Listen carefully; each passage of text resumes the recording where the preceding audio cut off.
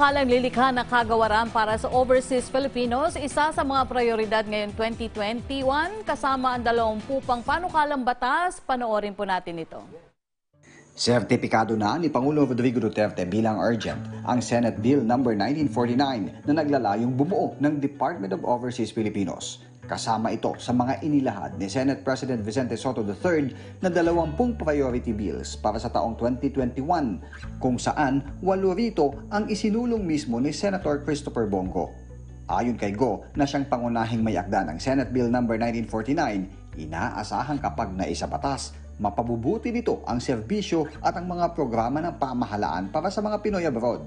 Bukod pa riyan, ang panukalang maibalik ang parusang kamatayan para sa mga karumal-dumal na krimen na may kaugnayan sa iligal na droga at plunder na siyang nakasaad sa Senate Bill No. 207. Nariyan din ang Senate Bill No. 1738 o ang E-Governance Act na naglalayong gawing digital ang paghahatid ng serbisyo sa publiko.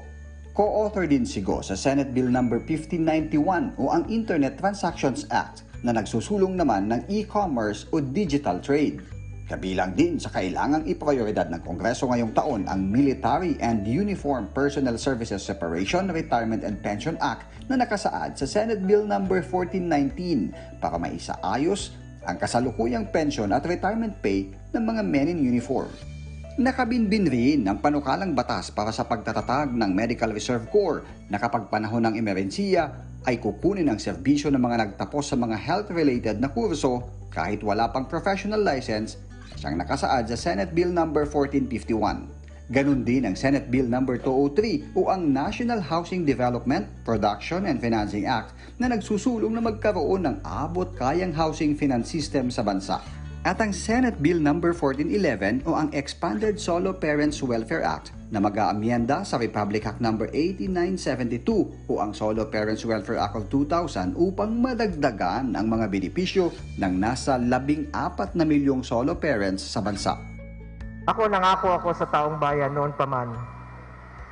Pupuntahan ko kayo. Gusto ko talagang maramdaman po at makapagbigay ng konting solusyon sa inyong mga problema po. Pinili nyo kami, binoto nyo po kami, ngayon ibabalik namin sa inyo ang serbisyong para sa inyong lahat.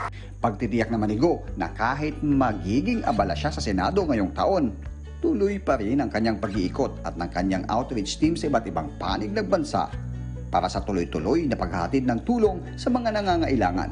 Kahit saang sulok kayo ng Pilipinas, pag naging biktima kayo ng sunog, baha, lindol, o ano pa mang sakuna, pupuntahan ko po kayo, makapagbigay lang ng konting tulong po sa inyo. Napaka-importante po sa akin, makapag-iwan man lang ng konting ngiti sa panahon ng inyong pagdadalamhati.